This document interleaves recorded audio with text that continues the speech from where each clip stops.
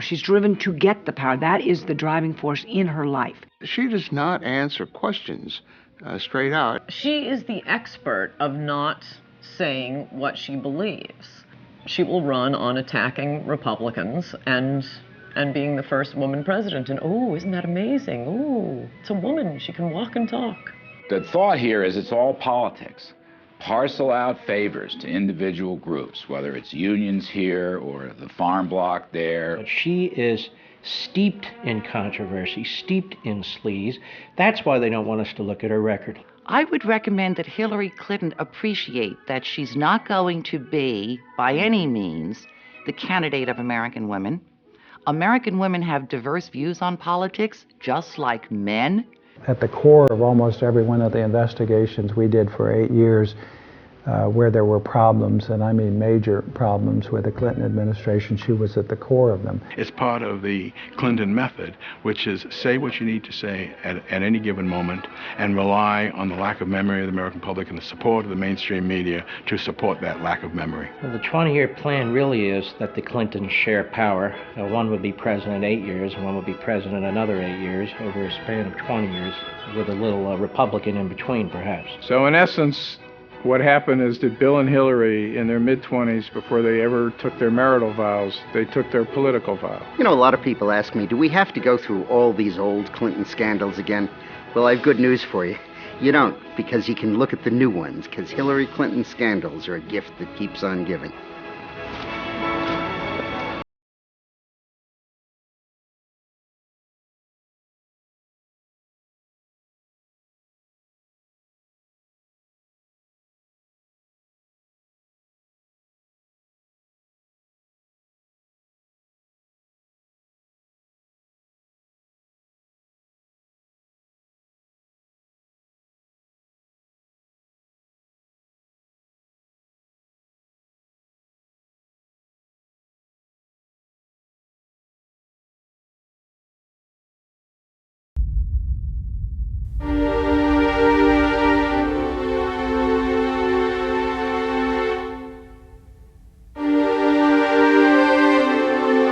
I announced today that I'm forming a presidential exploratory committee.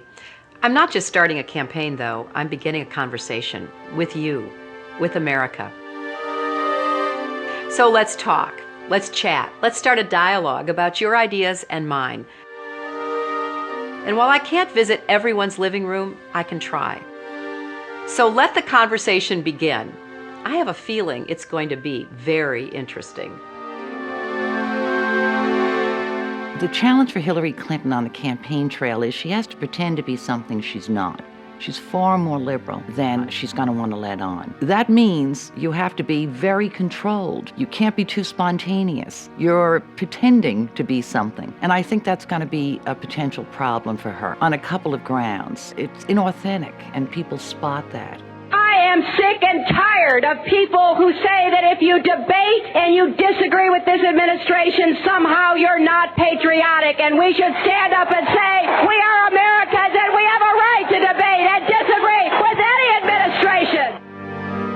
She's a person who's struggling herself with figuring out who she is, or more importantly, how she wants to present herself to the American public, because her own advisors told us her sort of authenticity and who she is issue 1, issue 2, and issue 3 for her.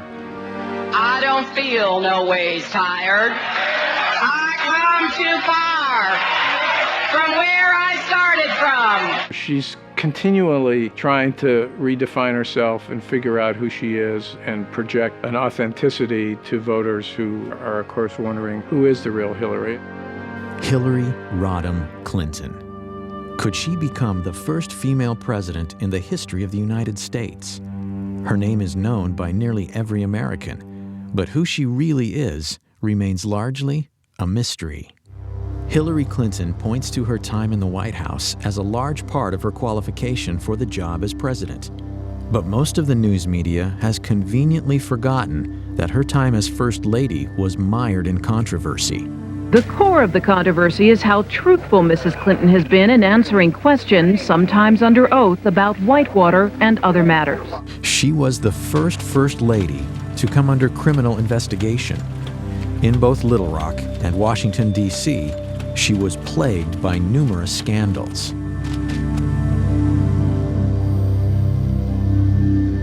Senator Clinton has extraordinary ability to obfuscate, refuse to answer questions, avoid confrontations, and up until now has been given a pass on it. A story in the New York Times talking about why Senator Clinton voted this way, because I think some people were surprised by it. And her advisor said that she voted yes because she was moving from primary mode to general election mode. Primary mode versus general election mode? How about tell the truth mode? How about we say the same thing in the primary that we say in the general election? We know that Hillary's an insecure person. Secure people don't lie. They don't lie inveterately the way she does. What drives Hillary now is power. She very much is interested in gaining power. She considers herself to be a special person. She has a lot of arrogance, a spirit of superiority about her, and this is the driving force in her life, is to gain and acquire and maintain power. And her husband got to the top, and she saw it, she felt it, and she wants there herself. Over the past 16 years, Hillary Clinton has undoubtedly become one of the most divisive figures in America. How this makes her suited to unite the country as the next president is troubling to many. And recall Hillary speaking at a black church on Martin Luther King Day. What a coincidence. When you look at the way the House of Representatives has been run, it has been run like a plantation, and you know what I'm talking about. And you know what I'm talking about, girlfriend. That's how she's going to get to power? By accusing the Republicans of running a plantation at a black church on Martin Luther King Day? That's it? Okay. After announcing her bid for the presidency, fellow Democrats, including former Clinton confidant and Hollywood mogul David Geffen, publicly questioned Hillary's integrity and truthfulness. Such breaks within the Clinton inner circle beg the question: what is the truth about Hillary Rodham Clinton? It's a recklessness that's born of arrogance that goes back to her 1960s roots in their narcissism. They believe they are a rule unto themselves. I mean, every time Hillary's been caught in a scandal, she really did it. No one made it up. She's deceitful. She'll make up any story, lie about anything, as long as it serves her purpose of the moment. And the American people are going to catch on to it. So who is the real Hillary Clinton? Is she a brilliant trailblazer poised to make history as the first female president? Or is she ruthless, cunning, dishonest, willing to do anything for power? Because of your position or your husband's, might have given you some kind of unfavorable or, a favored advantage? There isn't any evidence that anybody gave me any favorable treatment. Yes, my question, I'd like a follow-up too. First one has to do with Susan McDougal. She said that she brought the documents of Whitewater over to you at the governor's mansion. Did you receive all the documents? And if so, what became of them? Every document that we have obtained has been turned over to the special counsel, no matter where it came from. Mrs. Clinton, can you tell us what you know about stories about shredding of Whitewater documents down in Arkansas? Nothing. At the gubernatorial mansion? Oh, that didn't happen, and I know nothing about any other such stories. You know nothing about documents relating to Whitewater ever shredded anywhere that you know about or authorized or didn't authorize? Absolutely not. When you look at all the skullduggery in the Clinton administration, all roads lead back to Hillary. It also tells us something about the character of the American media. I mean, they carry these people. A Republican with those numbers of character flaws, with that sort of behavioral problem and psychopathic psychology, could not run or be elected to dog catcher if it were a Republican. The politics of personal destruction was a phrase popularized by the Clintons in the 90s to describe the attacks by what Hillary called the vast right-wing conspiracy. But is she actually more familiar with practicing that fine art than being its victim. They have been the masters of the politics of personal destruction, and then they use the well-known trick of accusing your opponents of your own malfeasance. So they accuse conservatives of speaking honestly about the ethical shortcomings of the Clintons, while they in fact speak dishonestly about the integrity of their opponents. And that has been a bellwether, and it has done destruction to people who they've encountered. Even people in the Democratic Party will acknowledge the Clintons are particularly ruthless and particularly aggressive when it comes to campaigns. They war room. This is a military metaphor for the campaign the Clintons invented regarding instant responses, that no matter what the validity of a charge, you don't explain the charge, you don't apologize for the charge, you don't admit any error, you automatically attack the integrity or the motivations of the other side. There are any number of things in the Clintons' political history that is worth recalling before you go in to vote for, potentially for a Clinton, in this case, a Hillary Clinton. And it's a small example, but a telling one. When they turned on the travel office, where you had career civil servants doing a great job providing the travel service for the president and his staff, and they wanted to get a lackey friend in, they could have fired the guy in charge, but they accused him of a crime. They tried to ruin his life in order to be able to get him out and get their lackeys in. When the Clintons moved to 1600 Pennsylvania Avenue in 1993, White House veteran Billy Dale was the director of the travel office.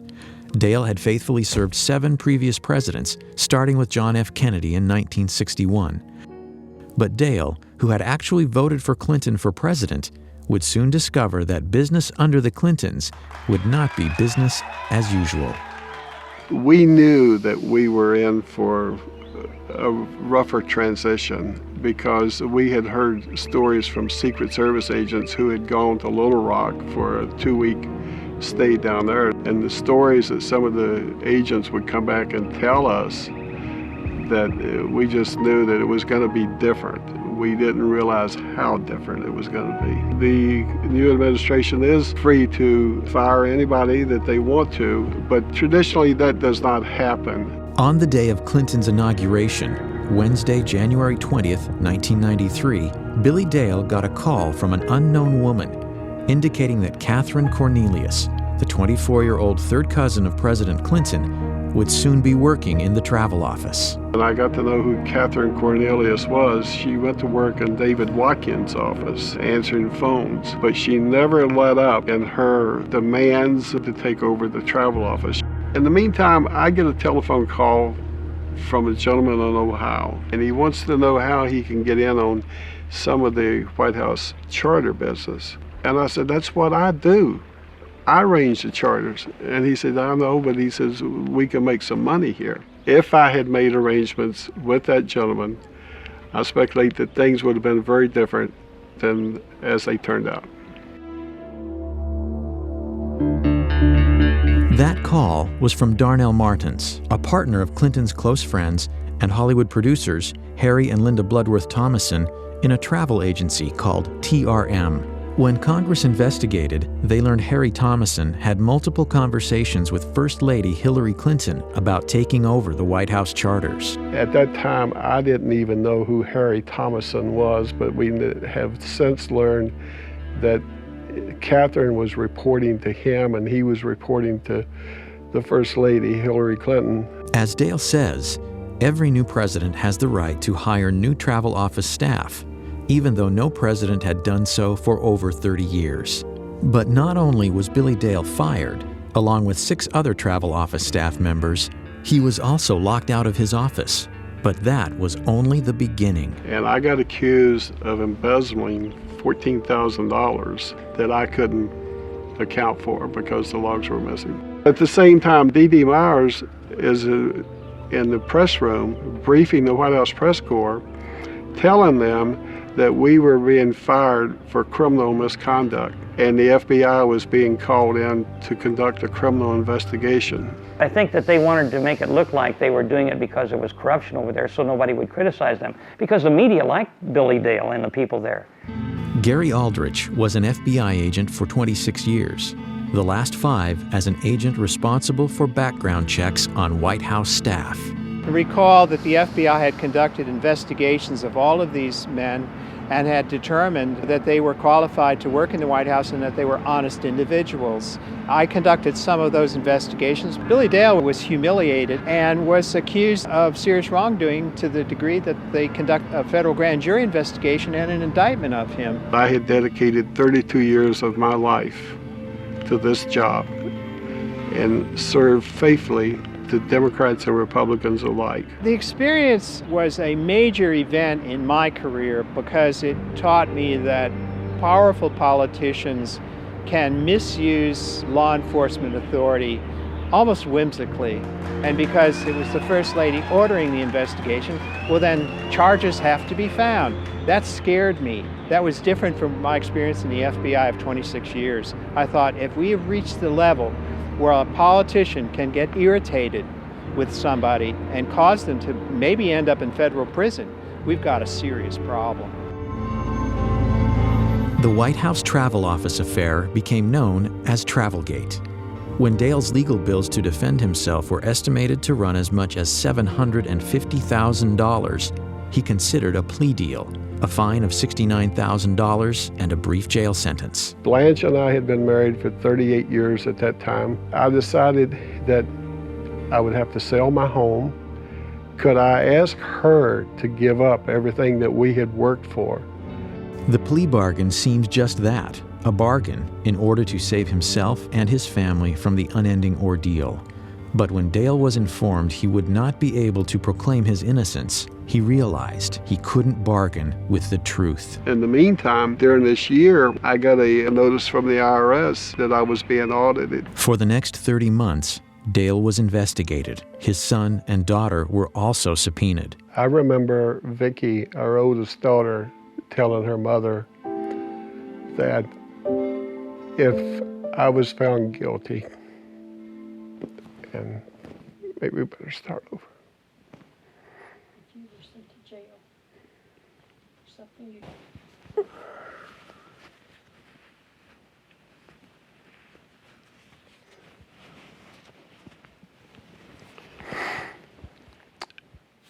I remember during my trial, Vicki, my oldest daughter, telling her mother that if I was found guilty and had to go to jail for something that I did not do, that she didn't know if she could live in this country any longer, when the government would be responsible for doing something like that to her father.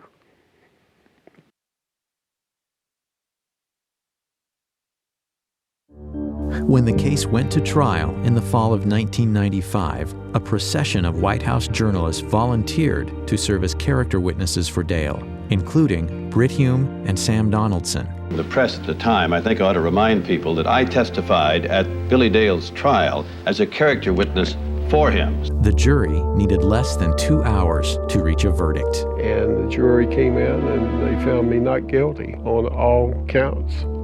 I laid my head down on the desk in front of me and cried. Ultimately, the Office of the Independent Counsel's final report on the Travel Office firings found that Mrs. Clinton's sworn testimony was factually inaccurate. Hillary Clinton was more powerful as a first lady than any first lady that had been in the White House that I knew of.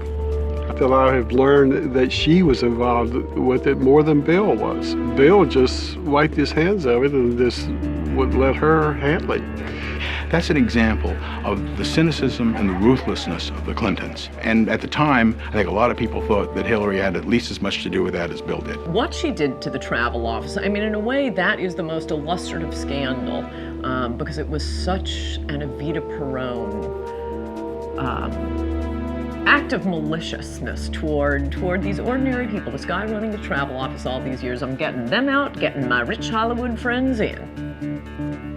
It's not even the most illegal thing they did, but it is the most contemptible thing they did. Billy Dale wasn't the only victim of what some would allege to be Hillary Clinton's brutal and corrupt political machine. I would say the most important thing I would study is her conduct as First Lady, not as Senator, and her lack of sensitivity to civil liberties, of privacy, using the Internal Revenue Service, her hostility to opponents, her hardness, her meanness. The Clinton administration, almost from its first day, started using the IRS as a threat. I know a lot of tax lawyers, and they said the odds of someone like Paula Jones with her income being audited by the IRS is like being struck by lightning twice. Others would claim that using the IRS to harass political enemies was a Clinton White House specialty, one reminiscent of the strong arm of Richard Nixon. They're both very smart, very politically ruthless, very hardworking, great work habits. Some of them not complimentary, very cynical, willing to do things that are beyond the pale of proper conduct. Proper conduct would not include using private investigators to intimidate. Those allegations come from several women involved with Bill Clinton, including Jennifer Flowers, Elizabeth Ward Grayson, Paula Jones, and Kathleen Willey. The scare tactics, being followed, being audited by the IRS, their homes broken into. I mean, where does it end? Clinton supporter and campaign worker Kathleen Willey was a White House volunteer who alleges that President Clinton sexually assaulted her during a meeting in the private study off the Oval Office in November of 1993. I kept thinking to myself, what in the hell is he doing? That's what I kept thinking, and which sounds silly at the time, but I was getting embarrassed for him. If that's just, this is just not proper. You have to remember, this was at the time when there was a lot of speculation about his womanizing, and I was the loyal Democrat, and I would not allow myself to believe that that was true. I just thought it was all just rumor.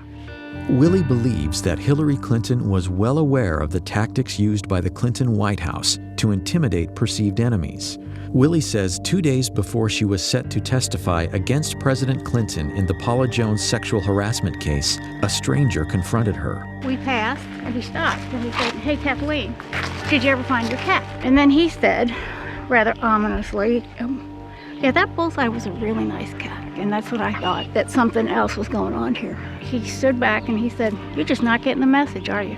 The Clinton attack machine immediately targeted Willey.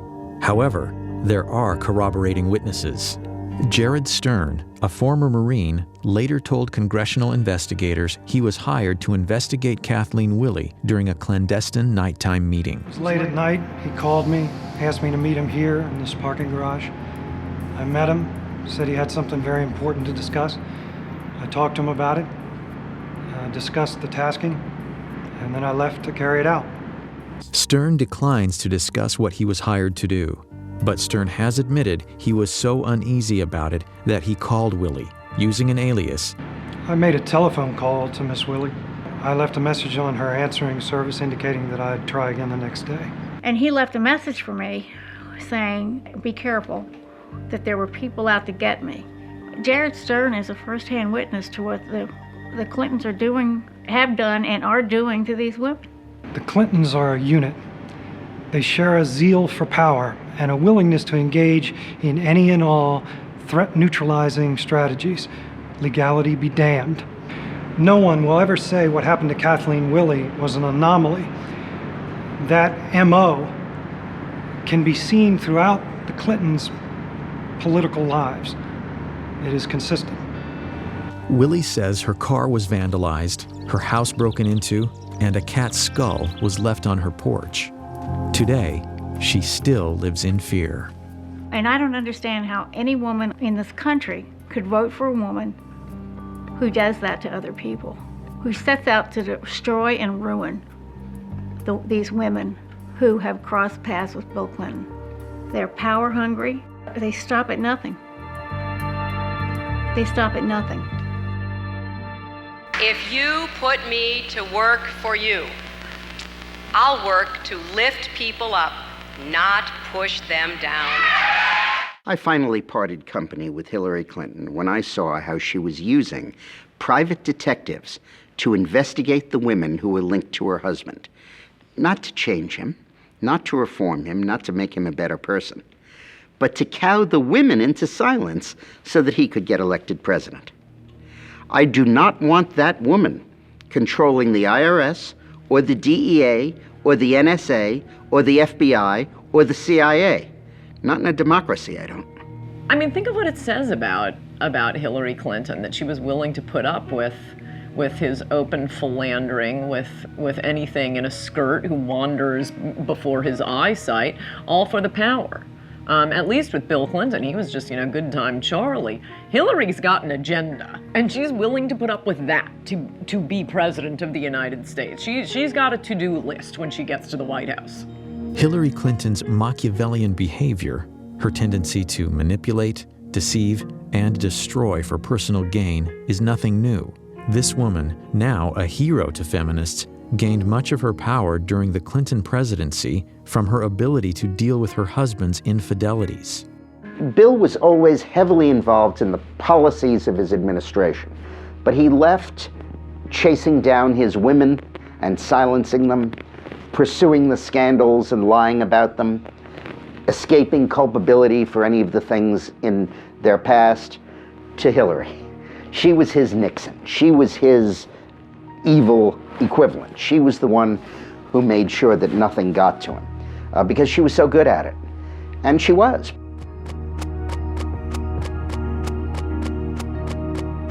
Hillary's mastery of the black arts of attack politics is often skillfully cloaked in layers of deniability.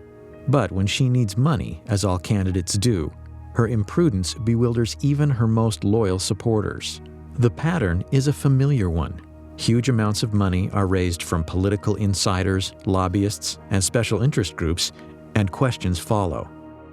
In the summer of 2007, Hillary was forced to return nearly $900,000 from fundraiser Norman Hsu, who is now under indictment for running a Ponzi scheme. During the White House years, it was the dirty money of a cast of characters that included Johnny Chung and Charlie Tree, both convicted of illegal campaign fundraising. I think it was Johnny Chung that said the White House was like a subway turnstile. You put the money in and you got in. And if his tokens were very large, of course. There's evidence that he collected money from a Chinese intelligence officer, and they were trying to influence our elections to gain access to decision-making powers in the United States so they would bend U.S. policy towards China. The campaign finance scandals were so extensive, 120 people either fled the country to avoid being interrogated by investigators, pled the Fifth Amendment, or otherwise avoided questions. 14 guilty pleas came out of that. This is really stunning. And it's stunning to me how the media will give her a pass and how the media pretends none of these things happen. And they accept the Hillary operatives line, which is, well, that's old news. Everybody knows about it. Let's move on. Okay, we move on. Now they're laundering money through Chinese dishwashers in Chinatown in New York. I'm a little surprised somebody in the campaign didn't flag that down and say, dishwashers, maximum contribution, or $1,000. Let's look into that a little bit. The Los Angeles Times looked into it and found that they couldn't find something like a third of these Chinatown contributors, and that they found other people who said they had no idea that they had made contributions. It looks like a clear case that somebody committed fundraising law violations, and the Clinton campaign at the least did not do due diligence to try and track that down. One case in particular highlights Hillary's hypocrisy and startling recklessness when it comes to raising illegal campaign contributions. Though most of the news media has ignored it, Hillary was directly involved in what has been called the biggest campaign finance fraud in the history of the United States. It is a story with all the elements of a bestseller: cash, cons, and Hollywood stars. And it was all caught on tape. Few businessmen have seen the career heights and depths of Peter F. Paul. I've been fortunate to spend time with some of the world's most celebrated figures of the 20th century. One of my idols was Salvador Dali. He had a big influence on the way that I directed my life. In the early 1980s, Paul, a Miami lawyer with a past criminal record, including convictions for cocaine possession and fraud, headed to Hollywood for a fresh start as a promoter and producer. After doing various projects in Hollywood, I decided after meeting a fellow who was a out-of-work model that there was an opportunity for me to prove that I could cultivate a media icon. Within 18 months, I had him on the cover of People magazine. Ultimately, it led to my first meeting with the Clintons, with Hillary Clinton, actually. In February of 2000, Peter Paul met with Hollywood charity fundraiser Aaron Tonkin. Tonkin was a celebrity-obsessed con man who in just a few years went from being homeless to one of the Clintons' top money contacts in Hollywood. Like more than a few Clinton associates from the past, Tonkin ended up in federal prison for unrelated fundraising scams. Aaron, it's Hillary Clinton. I just wanted to call and wish you well for this evening. It was a growing new relationship.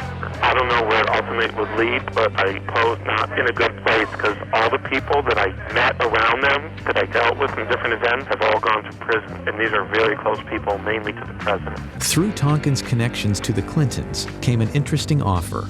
In exchange for donations to Hillary's 2000 Senate campaign, Paul would gain access to Bill Clinton for business opportunities once Clinton left the White House. I had become a very close friend of the creator of Spider-Man, Stan Lee, and we had started a company together in late 1998. So I embarked on this effort to try to hire Bill Clinton when he left the White House as a rainmaker for the company, Stan Lee Media. We had a luncheon at Espagos for 12 people who were influential in the community, and we also raised some money for Hillary. And at that point, I indicated that my plans were to hire Bill when he left the White House. She responded by saying that she would help if I became a major supporter of her campaign. In June of 2000, Paul agreed to finance what would be the largest and most lavish political fundraiser ever staged in Hollywood. It consisted of a concert, a dinner, and a reception.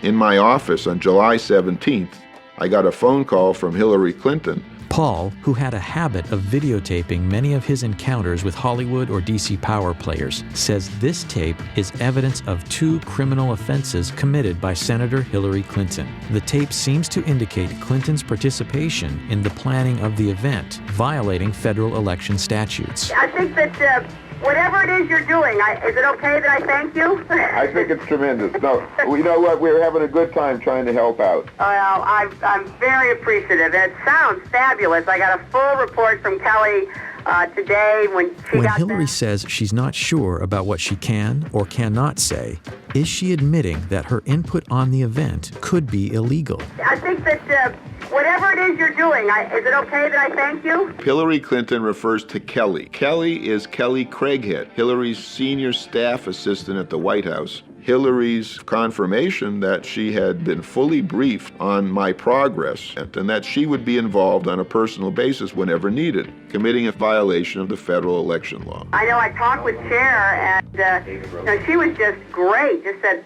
she really was excited, and I hadn't talked to her, so you had to have really done a good job selling it to her. And her reference to Cher being induced to contribute her singing services. All of them colluded to hide this from every investigation. All of the expenses that I paid for entertainment and costs of various fundraisers for Hillary were never legally reported. But what I discovered was because Hillary was involved directly, personally, and indirectly through her agent, Kelly Craighead, in conceiving the event, in soliciting the money to pay for the event, and then coordinating the expenditures for the event, clearly the two of them were violating federal law.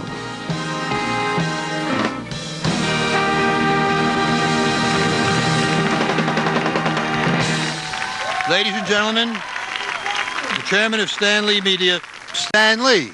I just want to welcome you all to the Hollywood salute to President William Jefferson Clinton. It was the biggest event ever produced in Hollywood for a president.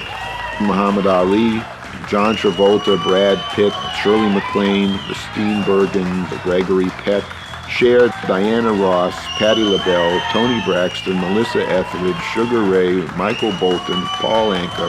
We had over 100 stars, the entire leadership of the Democratic Party was there, and it was a magical evening.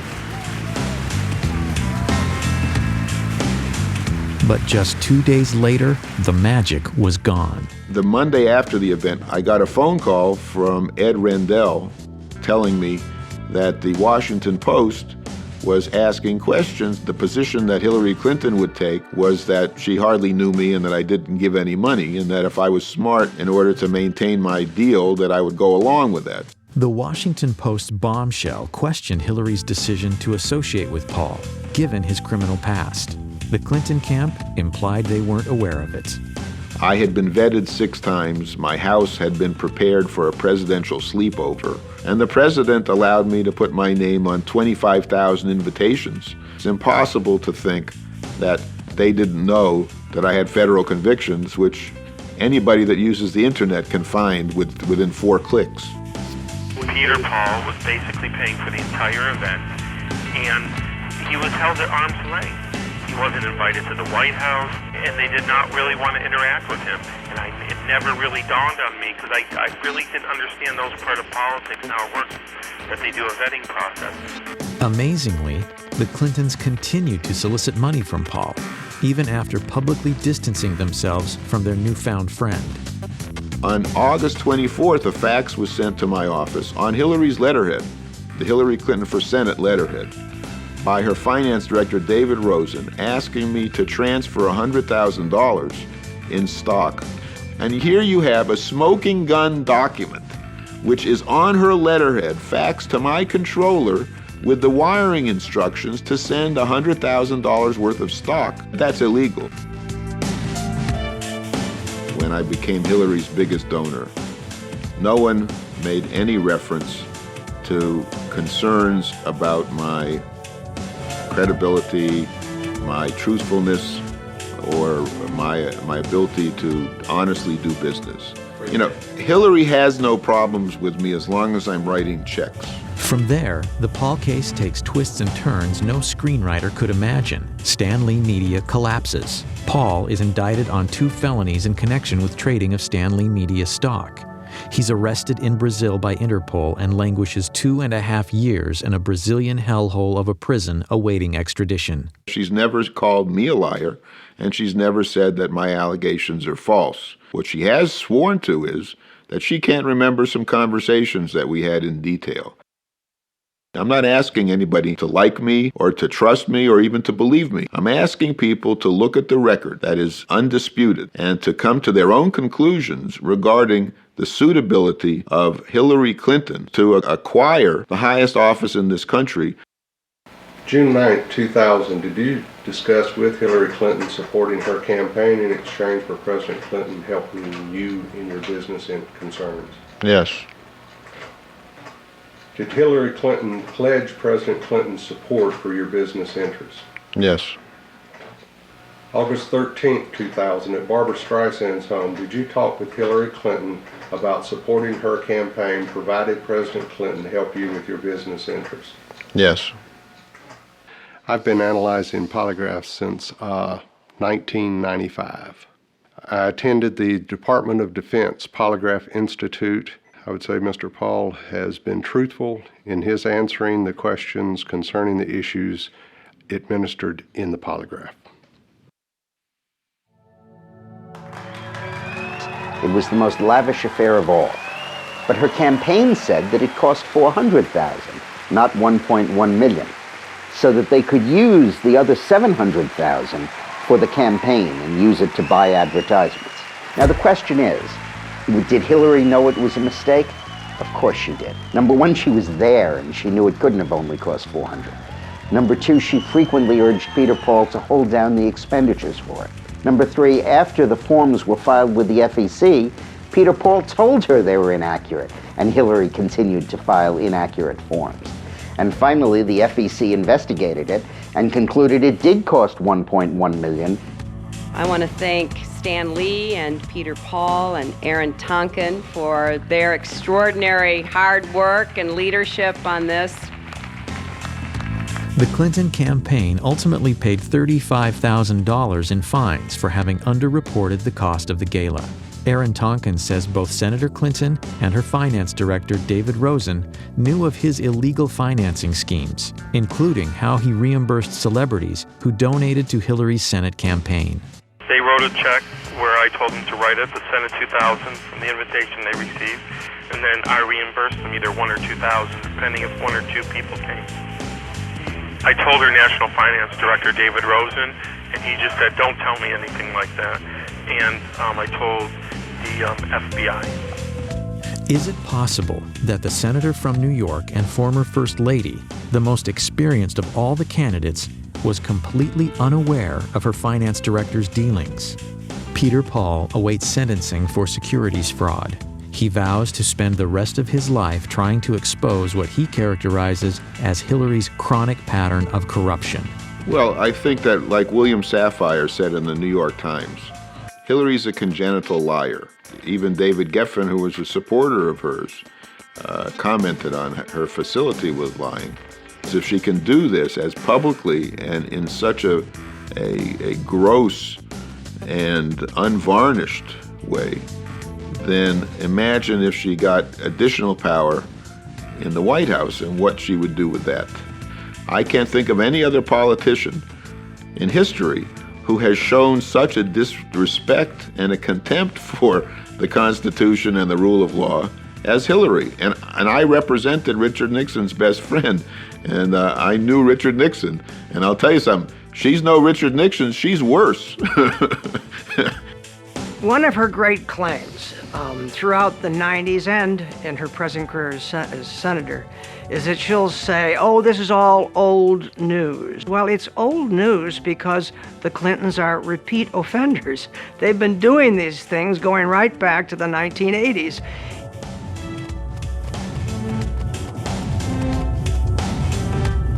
As a senator, Hillary Clinton has basically done nothing of note. She's not been a leader in national security. She's not been a leader on economic issues. She's not been a leader on anything. Is Hillary really the most qualified to hit the ground running if elected president? After all, she was First Lady for 8 years and now a senator from New York. Referring to her opponents, she said, quote, "There is one job we can't afford on-the-job training for. That is the job of our next president." First Lady ever to be the first woman from the state of New York, Hillary Rodham Clinton. Hillary says we should elect her president because of her tremendous accomplishments in the United States Senate. Well, she's passed roughly 20 bills. Let me tell you what some of them were. To commemorate the 225th anniversary of the American Revolution, to express our appreciation to Alexander Hamilton, to name the Thurgood Marshall Courthouse in Lower Manhattan, to honor the men's and the women's lacrosse high school team from Syracuse High School, to express the sense of Congress that Harriet Tubman, who died over 100 years ago, should have received a federal pension. But is that the legislative gravitas and qualifications on which to elect a president of the United States? Is she kidding? During her Senate campaign, Hillary promised to create 200,000 jobs, largely to benefit economically depressed upstate New York. And if you help me get elected, I'll work day and night to put this plan in effect for the people and children of New York.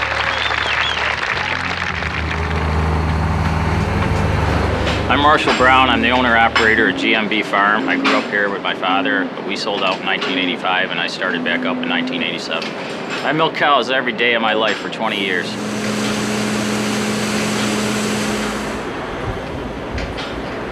Agriculture is New York State's largest industry. I don't know if Hillary was told that when she got off the plane or not. Dairy farming is the largest segment of that. 3 years ago, Hillary Clinton came to Oswego County. She said she had a plan for the dairy industry. Like all her plans, she never gives any specifics, but it's going to make everything all wonderful for us. 2 years after she gave her I Got a Plan speech, the price of milk dropped to the same level it was in 1979, and I'm losing my ass. Senator Clinton's promise of 200,000 jobs for upstate New York was one of the most irresponsible statements she ever made. Because A, it proved to me that she had no clue what was wrong with upstate New York, and B, there's no way the federal government can deliver that.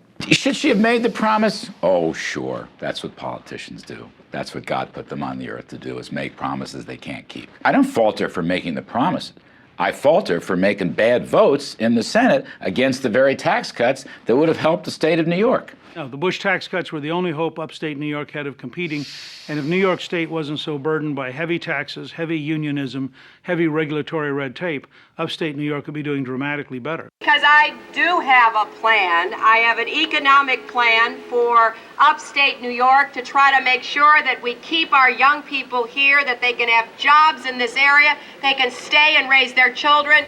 Between 2000 and 2006, over 1 million New Yorkers moved out of the state for economic or financial reasons. Today, in the upstate town of Clinton, New York, many of Hillary's constituents aren't pleased with their senator. Well, we certainly would like more support from her in this area. I think every business would like to see more economic support. I think that she's just a typical politician. Whatever the surveys show she should be doing, she's doing. She tends to spend most of her time downstate. That's where the votes are primarily, and sometimes we feel forgotten up here. She cares more about her consumers, her food stamps, her welfare programs than she does the American farmer that's producing the food. When the American farmer is eligible for food stamps, there's a problem. Which I am. As a presidential candidate, Hillary has made other promises that may also prove difficult to keep. My plan does not create a single new government department, agency, or bureaucracy. It is not a government takeover of health care. It is a public-private partnership that provides more choices. Her sweeping health care reform proposal comes with a price tag of nearly $110 billion per year. Anne is going to pay more. You are going to pay more. People with jobs will pay more.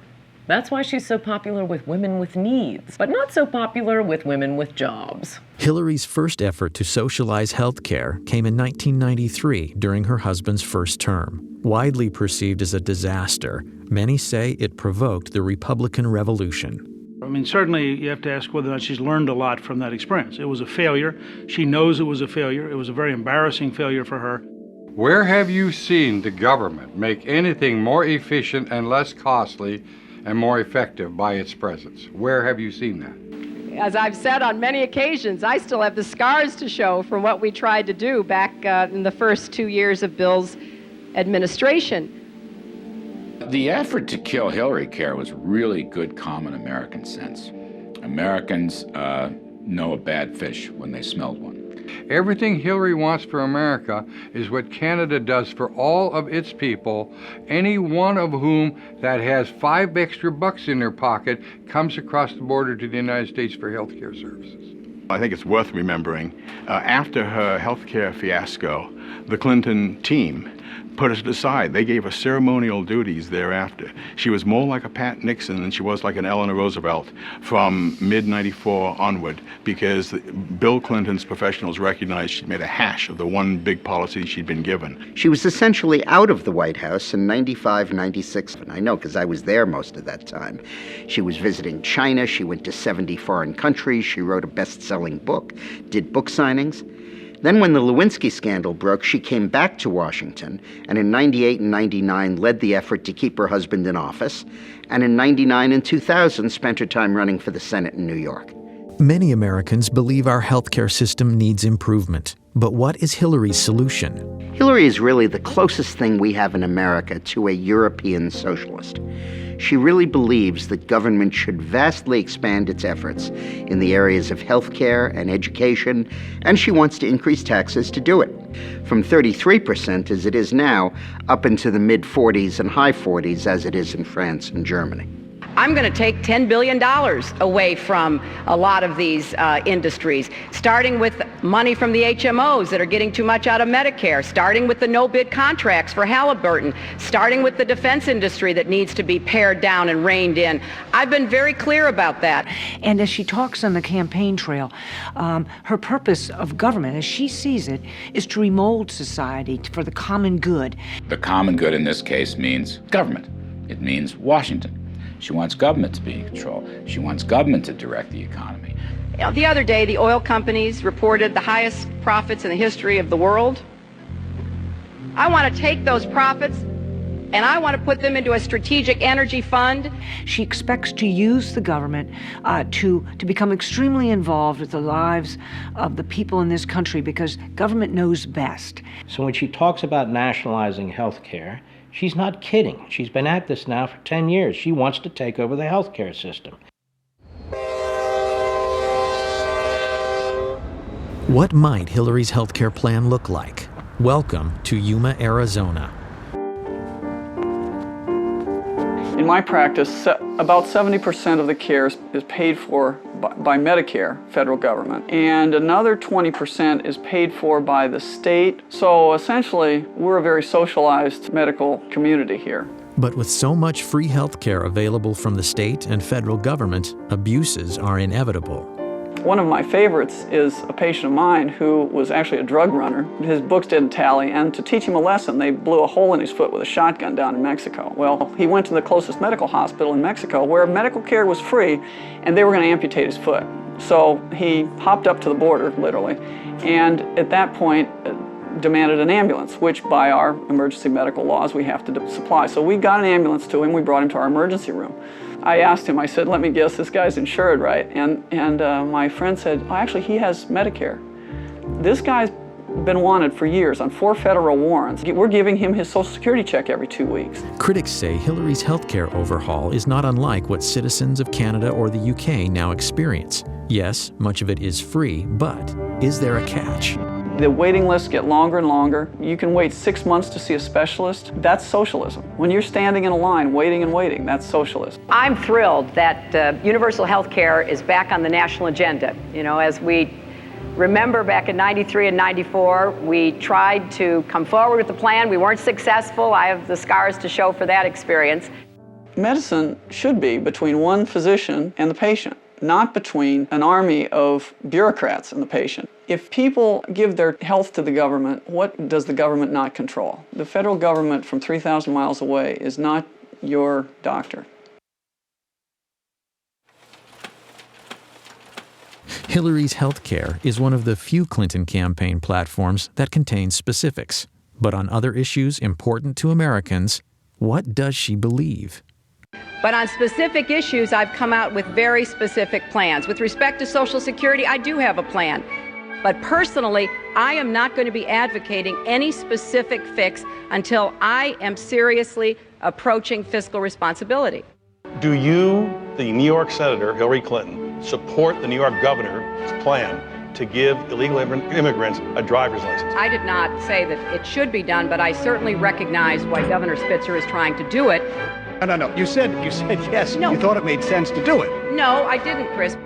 It makes a lot of sense. What is the governor supposed to do? Do I think this is the best thing for any governor to do? No. Obviously, she hadn't been coached on. And if she's not coached, she's, despite the fact that she's intelligent, she is so insecure and so loathes the give and take of real politics that she just seizes up. And she sure seized up when those questions were asked her. Now, finally, for the first time, everyone talks about, well, Hillary talks about how, oh, they were so mean to her, they were so mean to her. All that happened in that debate was that, I think it was Tim Russert in that debate, engaged in the old journalistic practice of the follow-up question. That's all it took, and, you know, all hell breaks loose because Hillary's asked to actually tell us what your position is. You know, it raises the question, can you withstand the criticism in the way that any president has to? Because there's going to be a lot of it for any president at any time, even the most propitious times. And if you're going to whine about people complaining about you, that doesn't suggest presidential stature or character. I can support the president. I can support an action against Saddam Hussein because I think it's in the long-term interests of our national security. If I had been president in 2003, I never would have started this war. And if it is still going on when I am president in 2009, I will end it. I was one who supported giving President Bush the authority, if necessary, to use force against Saddam Hussein. I believe that that was the right vote. If I had been president in October of 2002, I would have never asked for authority to divert our attention from Afghanistan to Iraq, and I certainly would never have started this war. So it is with conviction that I support this resolution as being in the best interests of our nation, and it is a vote that says clearly to Saddam Hussein, this is your last chance. Disarm or be disarmed. I stand for ending the war in Iraq, bringing our troops home. We're going to have troops remaining there guarding our embassy. We may have a continuing training mission, and we may have a mission against al-Qaeda in Iraq. There's one Hillary who says, I'm going to bring the troops home right away when I'm elected president. Another Hillary who says, I'm going to keep troops in Iraq indefinitely. One of these two women is lying. I think she did that as long as she thought that it was still politically advantageous to support the war effort. Once 2006 kicked in and the war became quite unpopular, at least for a while, then she started moving to the anti-war position, reversing her positions which she held only months before. Not because her heart was full of pacifistic leftist tendencies, because she thought it was the politically expedient way to go. Flip-flopping on a driver's license is one thing, but words do matter, particularly when they impact the lives of our soldiers and their families. He loved being a Marine. He looked me square in the eye and he just said to me, he said, Dad,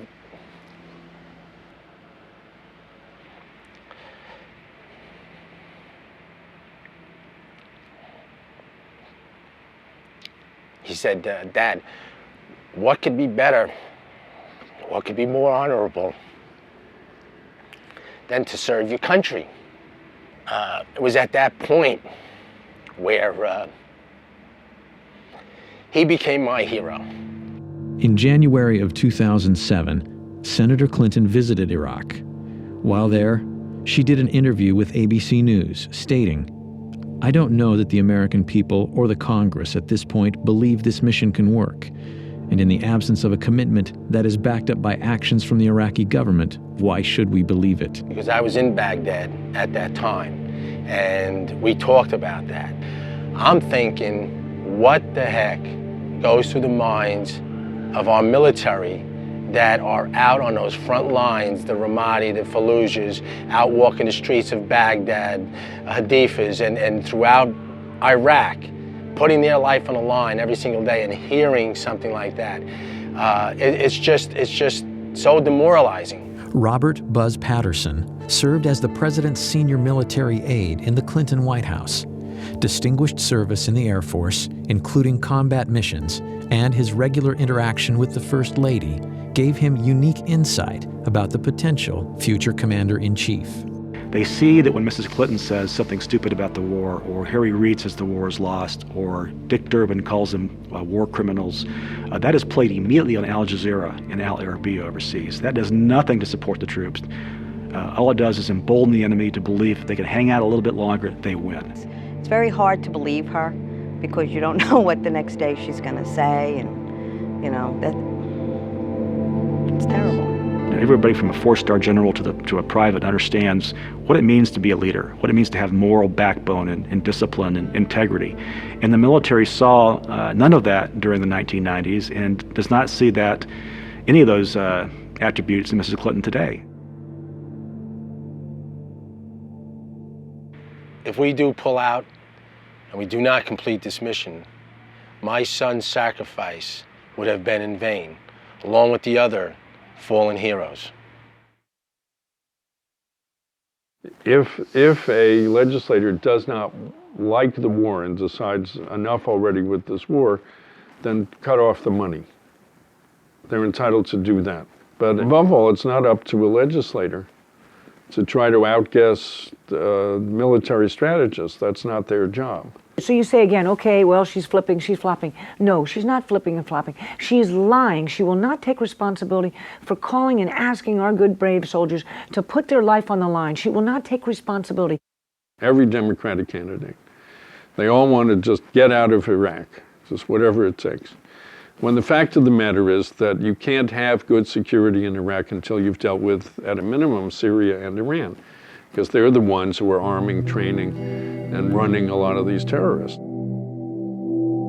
The war on terror isn't the only issue where Hillary is trying to have it both ways. When it's politically expedient, Hillary campaigns on her husband's presidency. But when the polls say otherwise, she abandons their record. What she can be is selective in terms of, cherry picking and making determinations that she's now suddenly the face of foreign policy, that she, shaped economic policy, except for the stuff that didn't work out, in which case that was somebody else's problem or somebody else's fault. Ladies and gentlemen, you have just heard a stunning illustration of my real campaign slogan. Buy one, get one free. This is as much about Bill Clinton as it is Hillary Clinton. I mean, for purposes of this election, it's one and the same. Buzz Patterson carried the nuclear football for President Clinton. While serving in the Clinton White House, he learned firsthand about the former First Lady's qualifications. When she was moving them around the White House hallways and corridors, the edict was for us to avoid eye contact with her so as to preclude her from making exchanges like good morning, good afternoon, and therefore those of us that worked in and around herself and her husband would oftentimes dive into open office ways or doorways to avoid her stare. Well, I saw her vent on her husband many, many times. In one particular situation, we were at a fundraiser. As we entered the elevator to go to the top floor of this hotel, Mrs. Clinton lit into her husband with every profane four-letter word you've ever heard in your life, and as a military guy, I've heard them all. The anger really took me by surprise, how vicious it was and how profane it was, and then of course, we got to the top floor of the elevator, of the hotel, and the elevator opened. They were holding hands and smiling and waving like they could turn it on and off in a heartbeat. Both Clintons are well aware the war on terror could be the key issue in Hillary's run for the presidency. Both have been quick to fault the Bush administration for failing to prevent the 9/11 attacks, while absolving the Clinton White House of any missed opportunities. There were many times, 8 to 10 that I'm aware of, in the 1990s, that we either had a chance as a country to capture bin Laden or to kill him, 8 to 10. And every time we had a viable opportunity, Clinton chose not to pull the trigger. And I'm certain that if my husband and his national security team had been shown a classified report entitled Bin Laden Determined to Attack Inside the United States, he would have taken it more seriously than history suggests it was taken by our current president and his national security team. Patterson says that's laughable. He says President Clinton was briefed by multiple U.S. intelligence agencies of al-Qaeda plans to attack the United States.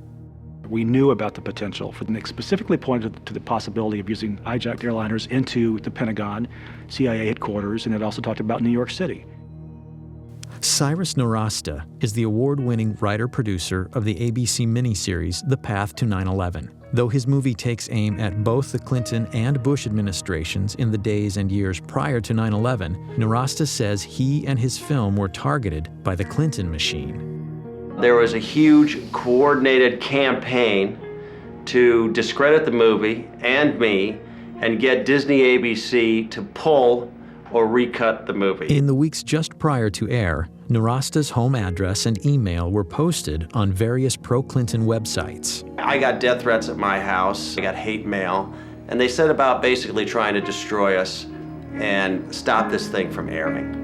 Intimidation included 5 senators led by Harry Reid sending a letter to Disney ABC threatening to revoke their station licenses if they didn't pull or recut the movie. You gotta understand, these phone calls, the threats on the internet, these bloggers, all of these people out there, none of them had seen the movie. This was all political spin, and it was generated by ex-President Clinton from his offices in Harlem, where he met with all of these bloggers to specifically discuss countermeasures against the ABC broadcast, The Path to 9/11, and how they could get it pulled from the air. Disney ended up cutting about 3 minutes from the over 5 hours of the broadcast. So I'm going to show that to you now. They have the compound surrounded. They know where bin Laden is. Mr. Berger, is this something and what they need to do is coordinate with Washington. So they're on satellite phone communication with Sandy Berger, Richard Clark, George Tenet, et al. From Washington to basically get the final green light to go ahead with this operation. Our people are in place. Now, it's been confirmed that Osama bin Laden is in the building on the site. You are the National Security Advisor. Can't you give the order? Look, George, if you feel confident, you can present your recommendation to the president yourself. So if it all goes bad, it comes down on my head, like Janet Reno in Waco. The buck stops down the hall.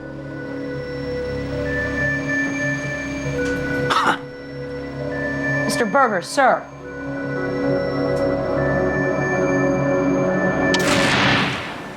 Unbelievable. Did they abort us? Yes. It's shocking that ABC would bow down to Bill Clinton on the path to 9/11. It's shocking that Bill Clinton would ask.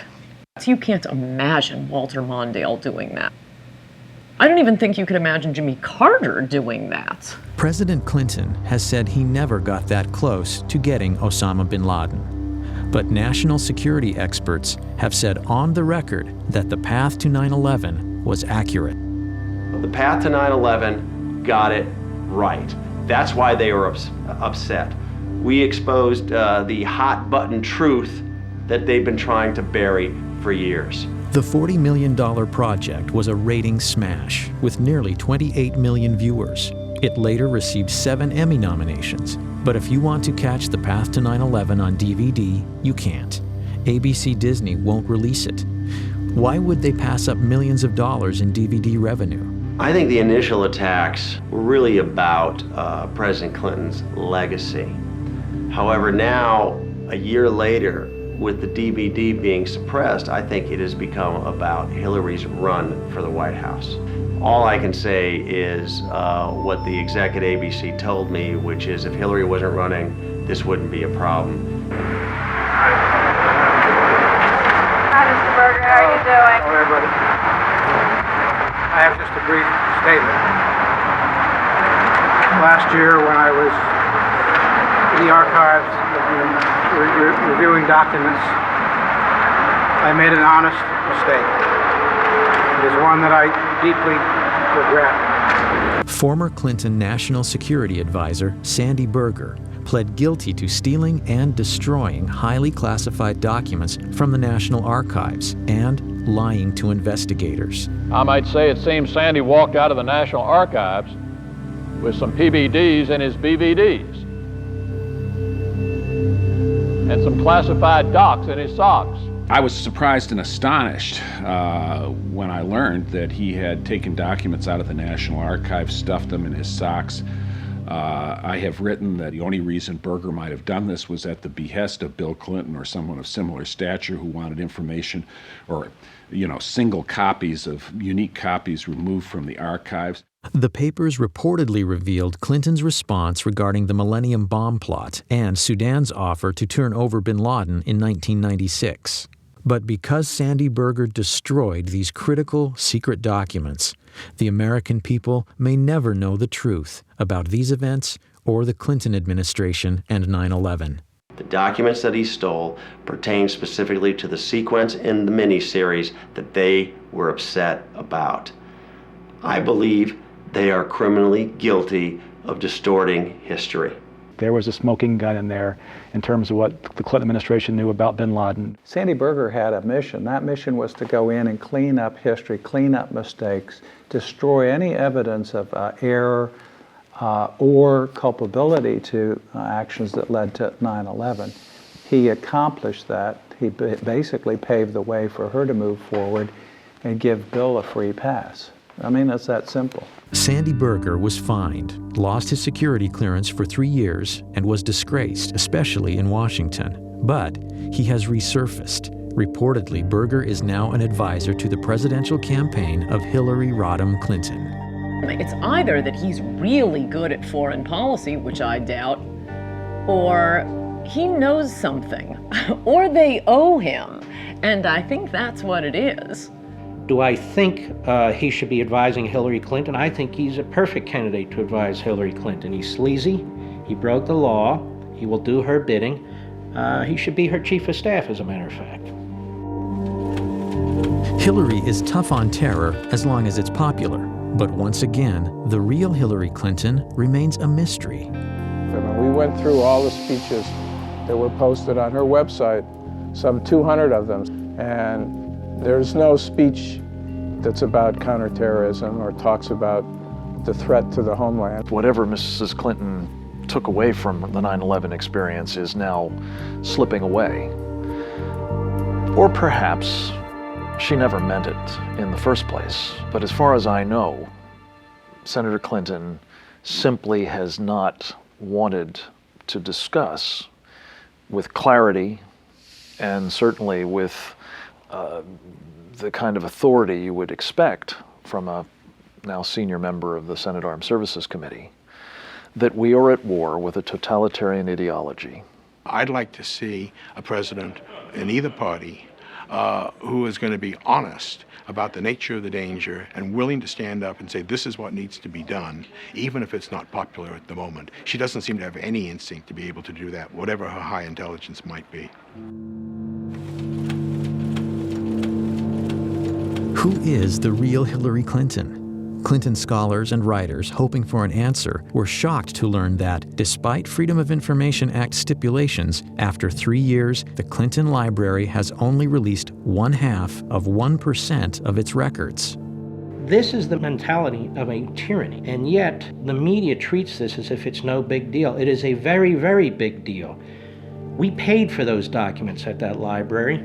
Much of our money goes into that library. It's a federally run operation. The Clinton Library is known locally as Little Rock's Fort Knox. Nearly 2 million pages of records covering Hillary's years in the White House are locked away, clouding her role in policymaking. Over 300 Freedom of Information Act requests are pending.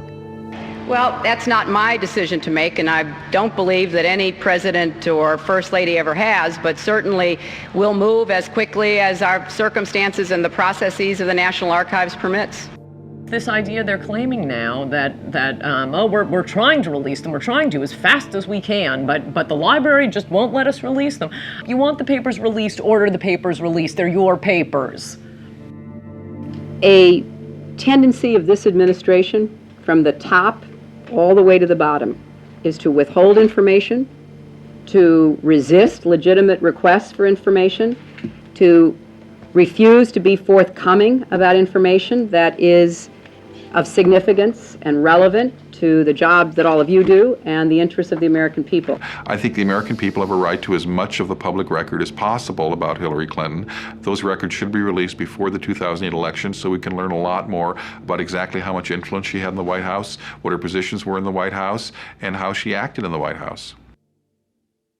Character is defined as what we do when we think no one is looking. By that standard, many critics say the Clintons are sorely lacking. On January 20th, 2001, President Clinton issued 140 pardons on his last day in office.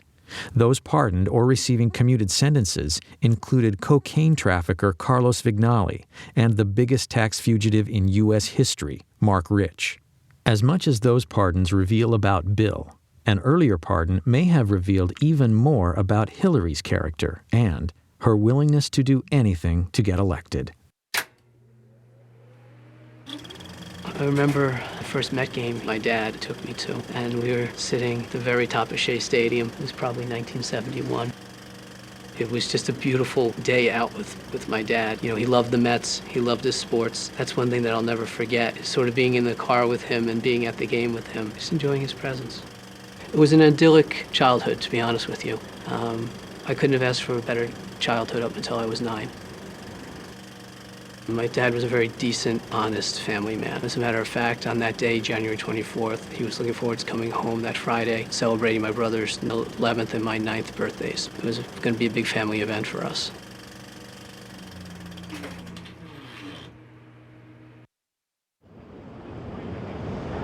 Fraunces Tavern has an extraordinary place in American history.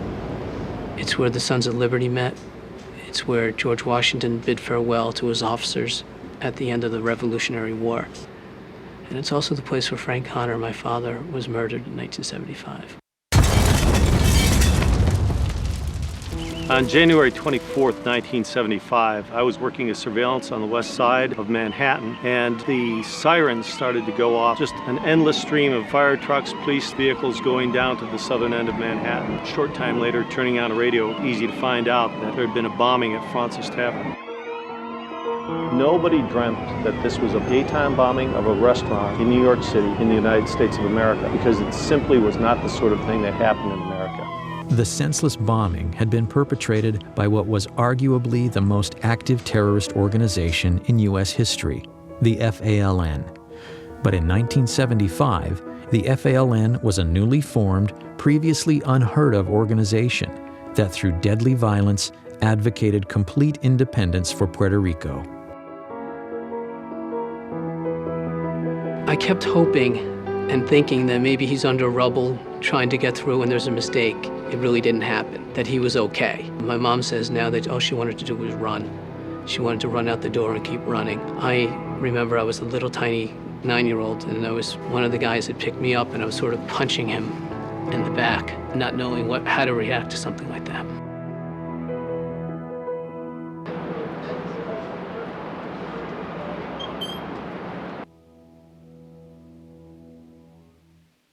Joe, this is the Bissell dining room at Fraunces Tavern, and this is the room that suffered most of the damage in the bombing on January 24th, 1975. The bomb was placed actually just on the opposite side of these doors. Waiters and some of the other witnesses remember seeing somebody come through this door carrying a large duffel bag. He looked around the room. One of the waiters was about to approach him and tell him that he had to leave when he stepped back out. Apparently left the bomb outside. This was a typical FALN device. It was a quantity of dynamite, included propane tanks, which was one of their trademarks in building their bombs in the early days, and a simple timer, a wristwatch altered to serve as a timer to set off the device. So he knew when he placed it that essentially the people that he had seen were going to feel the impact of it. Absolutely. He knew that he was committing mass murder, no question about it. Where would my dad have been sitting in relation to this table? I believe your dad was sitting at the end of the table here, Joe, and would have been one of the first people hit by the blast of the bomb.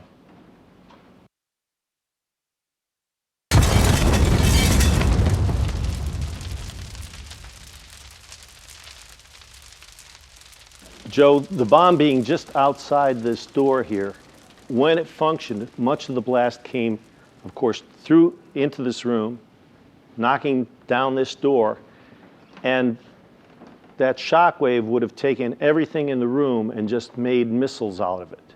So you have victims that have pieces of glassware, pieces of silverware pushed into their bodies as a result of the blast.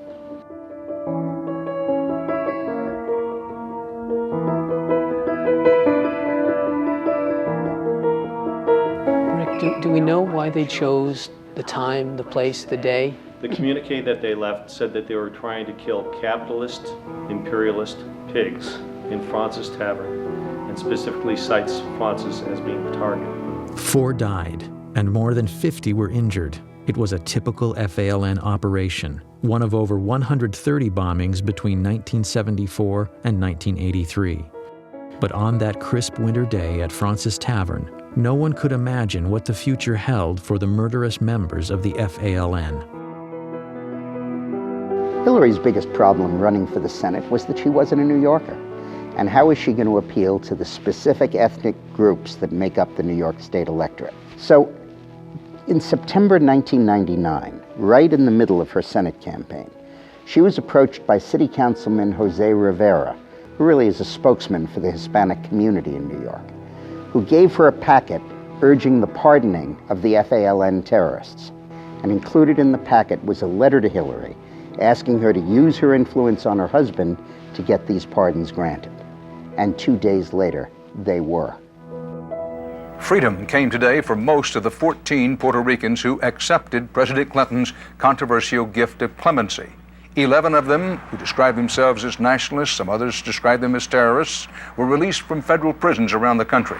It made no sense. Not one of the incarcerated FALN terrorists had requested clemency or had expressed any remorse. In fact, Prior to that action, the Clinton administration had granted clemency in just 3 cases out of over 3,000 applications, according to the Office of the Pardon Attorney at the Justice Department. It was putting a political agenda of the Clintons above my father's life. Sandy Berger appeared on television a day or two after the pardons were granted, or after the clemency was granted, and stated that these people were not personally involved in violence. That's simply not the fact. In this case, these people were convicted of planting 36 bombs in Chicago. If that's nonviolence, then Mr. Berger's dictionary is a little bit different than mine is. The Department of Justice received a memo from the FBI saying that under no circumstances should these people be released. The President of the United States, who had access to all this information, ignored the facts of the matter. You have to ask yourself, who benefited from this besides the terrorists themselves? It's my view that have concluded the only other person that could have benefited from this was Hillary Clinton. The Senate, on a 95-2 vote, later denounced President Clinton's FALN clemency. Candidate Clinton claims she is the most experienced. Her husband claimed she was intimately involved in his administration, and yet Hillary said publicly she had, quote, no involvement in or prior knowledge of the decision. Obviously, she knew about it. Obviously, she asked Bill to do the pardons. And obviously, when she says she knows nothing about it, she's not telling the truth.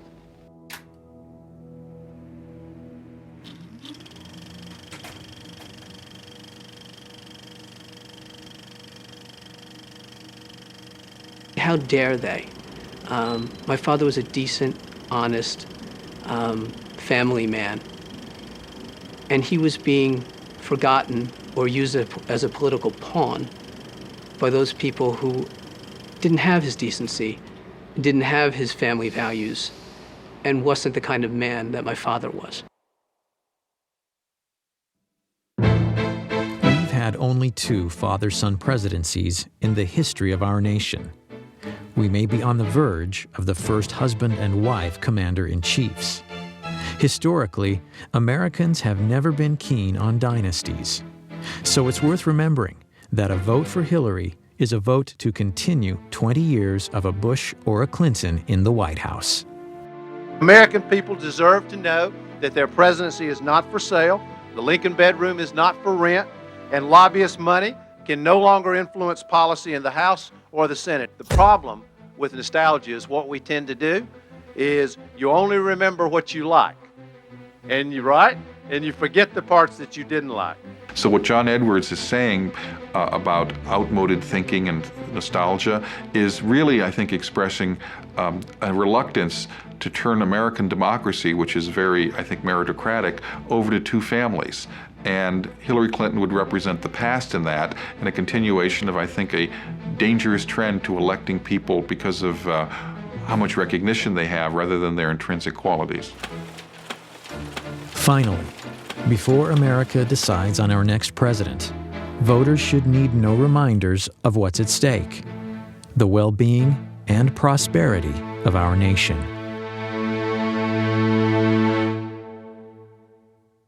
We uncovered a radio show that Eleanor Roosevelt, her heroine, did in 1934. Eleanor Roosevelt was asked during the show, when will a woman become president? Her answer, when a majority of the American people have trust and confidence in the integrity of her. And that's the challenge that Hillary faces. It's been said, and I agree with it, that this is the most personal political choice that Americans make. We're very interested in their personality traits, they're a person that they could trust, that they would like. That's where I think Hillary Clinton as a candidate has great defects. She's not accountable. She'll never be accountable personally for anything that she does. And her personality is such that she believes that the end justifies the means, no matter what those means are. If she weren't married to Bill Clinton, what is there that she has accomplished in her life that would lead you to believe that she should become the most powerful person in the country?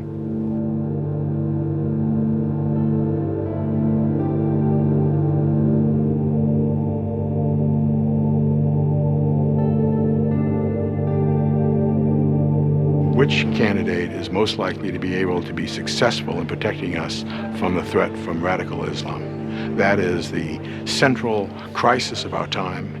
If she reverts to form, Hillary Clinton will likely be in the future what she has been in the past, which is a person, a woman, a politician of the left. And I don't think that's going to be good for the security of the United States.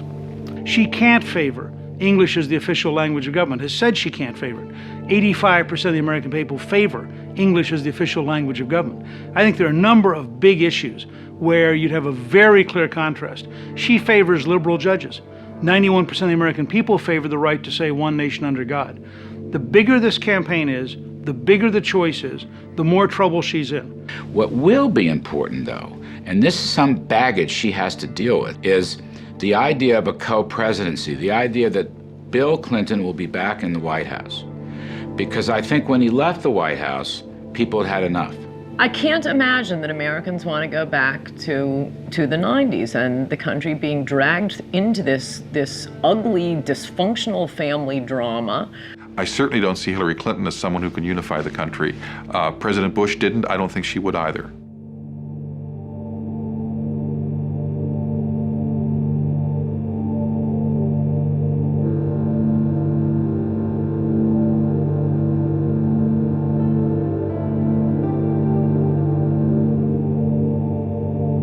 I think that we're at a very critical time in this country that requires leadership. And I can tell you, beyond a shadow of a doubt, that Hillary Clinton I know is not equipped, not qualified to be our commander-in-chief. This vote comes down to one thing: liberty.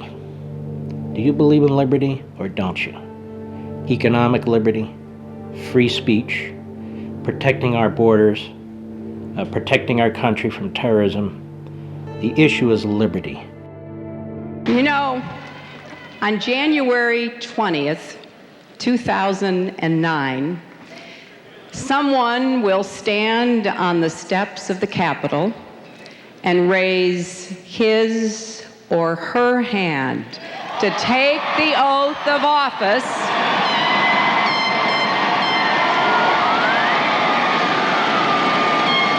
as the 44th President of the United States of America. We must never underestimate this woman. We must never understate her chances of winning. We mustn't be lulled into a state of security and complacency by the newfound moderation that she likes to talk about. And we must never forget the fundamental danger that this woman poses to every value that we hold dear. You see, I know her.